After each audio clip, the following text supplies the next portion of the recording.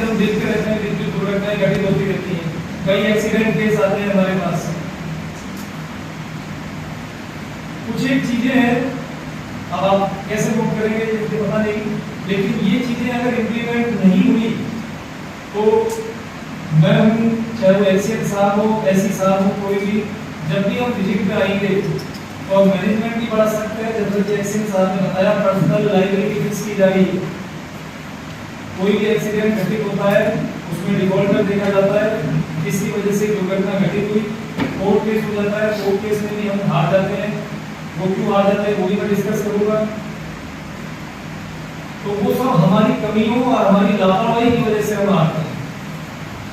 सबसे पहली बात, लाइन मेंटेनेंस रजिस्टर आप मेंटेन करें, चाहे वो जीए लेवल पे करें या एफआई लेवल पे करें। लाइन मेंटेनेंस रजिस्टर, हम लाइनों की मेंटेनेंस कराते हैं जीएसएस पे, लेकिन उसका कोई ऑफिशियल रिकॉर्ड हमारे पास उपलब्ध नहीं है। अभी हाल ही में झालावाड़ सिटी में एक एक्सीडेंट घटित हुआ, उसमें दुर्घटना जो घटित हुई वो उसकी गलती से हुई, जिस व्यक्ति की मौत हुई, लेकिन कोर्ट में जब ये केस गया तो कोर्ट ने ये कहा, हमने अपनी तरफ से जवाब दिया कि सब लाइनों की हमने मेंटेनेंस कराई थी, उसका छेड़छाड़ कर रहा था अभी, तो कोर्ट ने कहा सब लाइनों की मेंटेनेंस कराई, आप दिखाएं, सबूत दिखाएं क्या प्रूफ है लाइनों की मेंटेनेंस कराई। हमारे पास कोई ऑप्शन रिपोर्ट नहीं। तो एक तो लाइनों की मेंटेनेंस आप ये गांठ मान लें, अगली बार जब मैं आऊंगा या कोई भी उच्च अधिकारी आता है और लाइन मेंटेनेंस रजिस्टर नहीं पाया जाता है, तुरंत कार्रवाई की जाएगी। कोर्ट केस में ये बहुत ही इंपॉर्टेंट डॉक्यूमेंट है, जो हमारी जो पेनल्टी लग रही है 5 लाख 10 लाख 15 लाख हमको बचा सकता है ये। तो ये आप मेंटेन करें अपने, चाहे जीएम लेवल पे करें या एफआई लेवल पे करें, लाइन मेंटेनेंस रजिस्टर, जिसमें जो भी आपने लाइन मेंटेनेंस का काम किया, कितनी तारीख को किया, क्या क्या उसमें किया, और चाहे तो उसमें हम जो लोकल रिप्रेजेंटेटिव होते हैं, चाहे वो सरपंच हो, प्रधान हो, पार्षद हो, उनके आप सील या मोहर भी लगवा लें कि यहाँ लाइन मेंटेनेंस का काम है। जैसे कि फोटोज में देखता रहता हूँ लाइन मेंटेनेंस का काम आप कर रहे हैं काम, नो डाउट, लेकिन उसका एक अपने पास ऑफिशियल रिकॉर्ड रहे कि इन केस अगर कोई दुर्घटना घटित हो जाए तो हमारे पास रिकॉर्ड है कि हमने line of the maintenance, line of the purification का कार्य प्रॉपर हमने किया।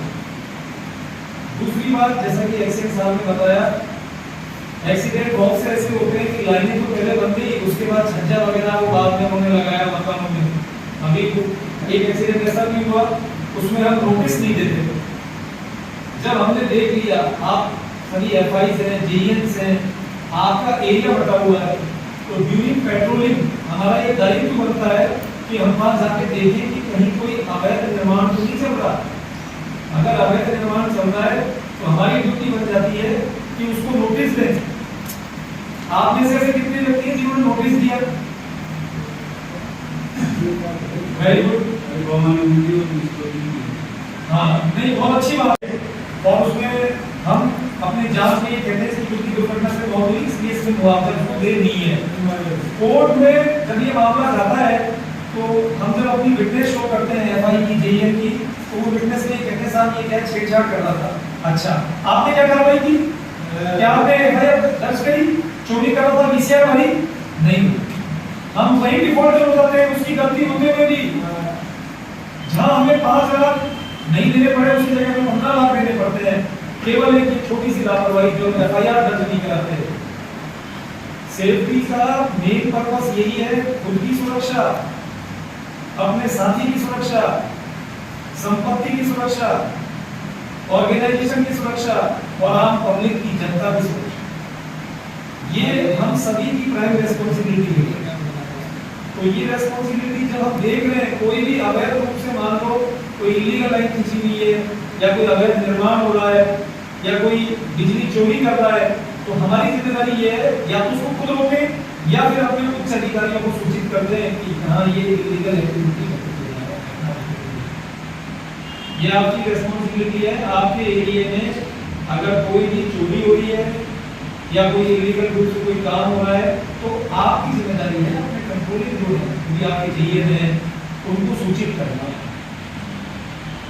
दूसरी बात, पी रिपोर्ट के साथ मैंने देखा कि बहुत सारी कमियां रहती हैं। एक तो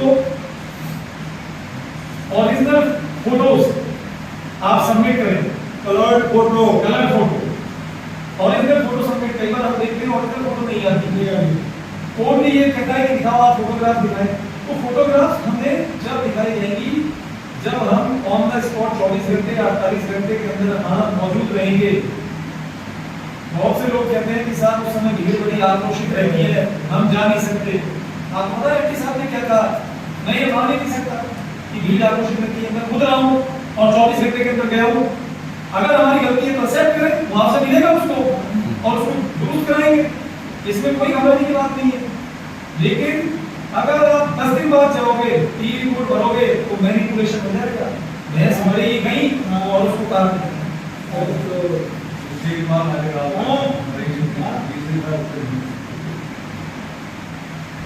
मैं तो सर्किल में बैठता हूँ, नॉन टेक्निकल आदमी हूँ, मेरा फील्ड से कोई मतलब नहीं है, कोई नहीं सुनता, लेकिन पत्र बोलता है। इसलिए आप जब भी आप अवैध रूप से कोई निर्माण देखें, आपके जुरिडिक्शन में आपका जो एरिया बटा हुआ है, कोई भी चीज हम जल्दी नहीं कर सकते हैं जब टीम का एफर्ट होता है।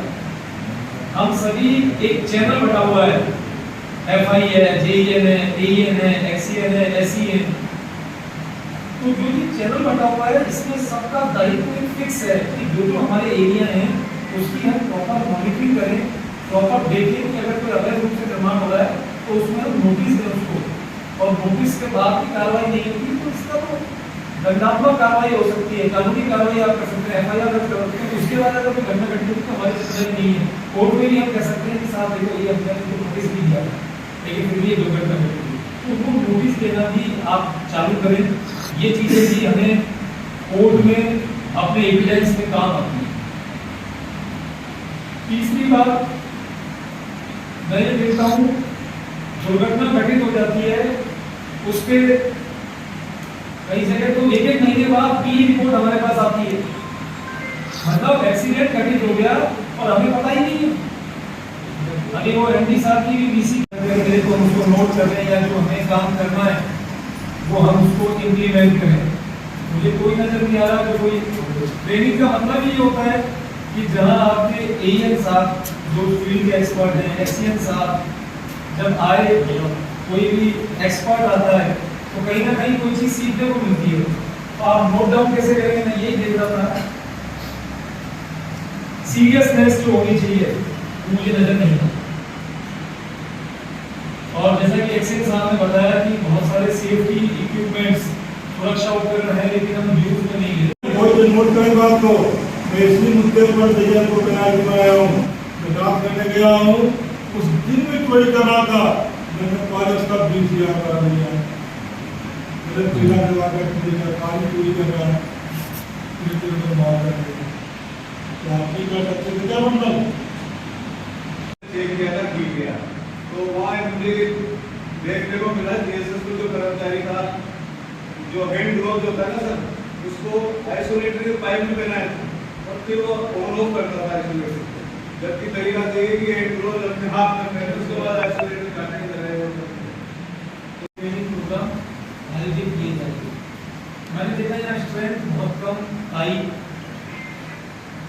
चाहे वो बारिश का, हम झालावाड़ से आ गए 40 किलोमीटर दूर करीब से टाइम से, और 4 बजे का टाइम है, कुछ कर्मचारी अब आ रहे हैं 5:15 बजे, कुछ 4:45 बजे आ गए।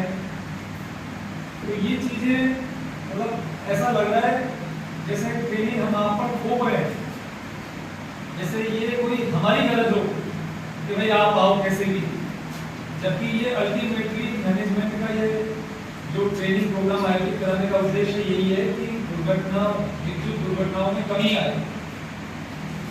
अब चूंकि ये प्रशिक्षण कार्यक्रम है, मुझे ये भी नहीं लगा कि कोई नोटबुक या हर महीने की 4 तारीख को ट्रेनिंग प्रोग्राम आयोजित किया जाएगा जो सभी उपखंड स्तर पे किया जाएगा। ठेकेदार के जो कर्मचारी है अटेंडेंस रजिस्टर मेंटेन नहीं है, अगर मान लो दुर्घटना घटित हो जाए, ठेकेदार कहता है साथ ही मेरा कर्मचारी नहीं, ना उसका आईडी कार्ड है, तो हम कैसे वेरीफाई करेंगे कि उसका कर्मचारी है। तो जीएसएस पे आप ये इंश्योर करें कि जीएसएस पे ठेकेदार के कर्मचारी तो अपने निगम के वहाँ तो नहीं अटेंडेंस रजिस्टर, वहाँ पे रिकॉर्ड नहीं है, लेकिन जो कॉन्ट्रैक्टर का जो जीएसएस है, जो ठेके पे गया हुआ है, उसमें जो कर्मचारी लगे हुए हैं उनका एक अटेंडेंस रजिस्टर मेंटेन है। लॉग बुक अलग चीज है, ईपीडब्ल्यू अलग चीज है। लॉग बुक में भी मैं देखता हूँ जैसे उसमें 3 शिफ्ट रहती है, उसके बाद वो जेईए वेरीफाई करते हैं। उसमें आपका उसमें लिखा रहता है कनिष्ठ अभियंता का हस्ताक्षर, और उसमें लोड वगैरह एनपीआर उसकी सब उसकी एंट्री है, शटडाउन की एंट्री है, वो चीजें नहीं इंप्लीमेंट हुई। एक्सीडेंट में मैं आ रहा था, 24 घंटे के अंदर आ जानी चाहिए, उसमें कलर फोटोग्राफ होनी चाहिए, साथ ही लॉग बुक की कॉपी भेजें। कई बार एक्सीडेंट होता है तो फॉल्ट हुआ नहीं हुआ वो उसमें एंट्री हो जाती है, तो लॉग बुक की कॉपी भी आप उसमें भेजें। साथ ही न्यूज़पेपर कटिंग, अगर अखबार में खबर चलती है उसकी कटिंग भी भेजें, मौका नक्शा रिपोर्ट भेजें, और ये सब चीजें चाहे वो कलर फोटोग्राफ हो, लॉग बुक की कॉपी हो, मौका नक्शा रिपोर्ट हो, ये सभी चीजें ई रिपोर्ट के साथ संलग्न करके एफआईआर पोस्टमार्टम ये आप संलग्न करके दीजिए, जिससे कि अगर जो भी फैक्ट्स हैं वो निकल के आए। कई बार ऑफिशियल है तो नहीं है, फिर आपके ऑफिशियल को देगा इसको मैं दूंगा, तो नहीं दिया अब तक तो नहीं दिया, ये बात नहीं करिए। और नोट जो है कौन देगा इसको मैं दूंगा, मेरा पुलिस करता है। सबसे बड़ी बात जो है ये सब ने पुनः भेजिया ई रिपोर्ट भेजी थी, तो ब्लड प्रेशर के इलाज के लिए जांच की गई। वो कह रहे मान ही नहीं सकता कि कोई एक्सीडेंट घटित हो और फील्ड ऑफिसर को पता नहीं हो, एफआई को पता नहीं हो, कोई भी एक्सीडेंट घटित होता है तो एज पर रूल्स 24 घंटे के अंदर आप पी रिपोर्ट भिजवाएं। कोई मुझे बता सकता है पी रिपोर्ट किन किन ऑफिसर्स को भेजी जाती है? आप बता सकते हैं जी साहब की पी रिपोर्ट जो आपकी जांच रिपोर्ट रिपोर्ट आ गई वो किसको भेजी जाती है? पीएम, एक्सीएन और एससी बस।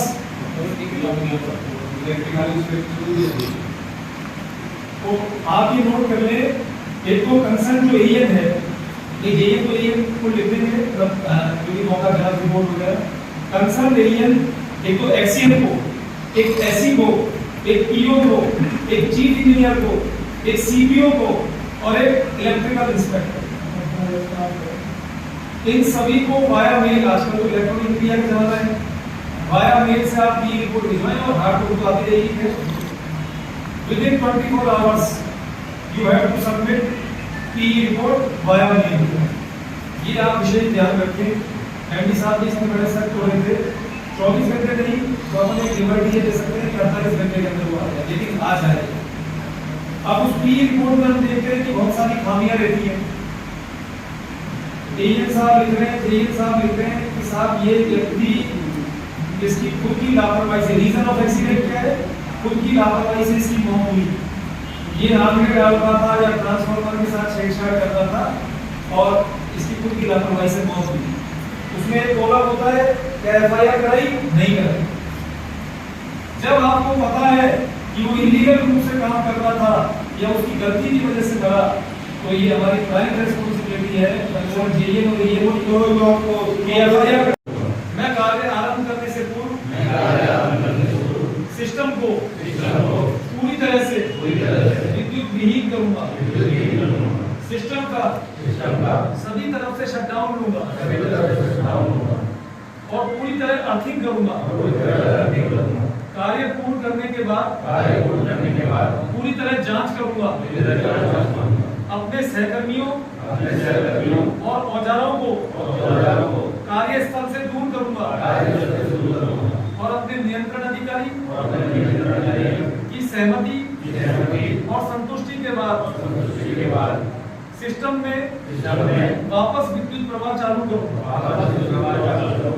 कार्य समाप्ति के बाद नियंत्रण अधिकारी को रिपोर्टिंग के बाद उनकी अनुमति से ही कार्यस्थल का स्थान छोड़ूंगा।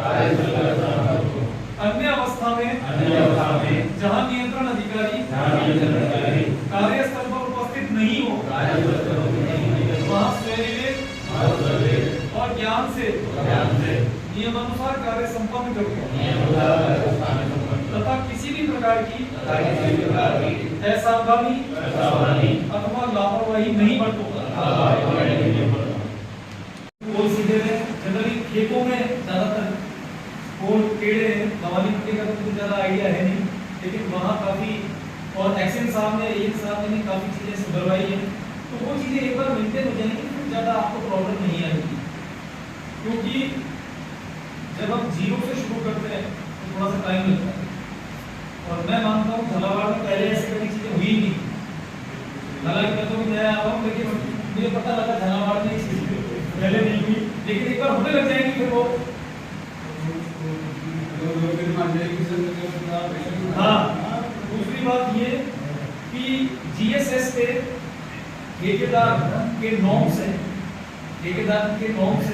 वो अगर आपने पढ़े हो, क्योंकि हम बिल वेरीफाई कर रहे हैं। बिल वेरीफाई करने का मतलब है जो नॉर्म्स हैं वो फुलफिल हो रहे, तो इसका मतलब ठेकेदार को पेमेंट हो रहा है, जबकि असल में देखा जाए तो वो नॉर्म्स फुलफिल नहीं हो रही। कुछ ही चीजें हैं जो जीएसएस में इंप्लीमेंट होनी चाहिए।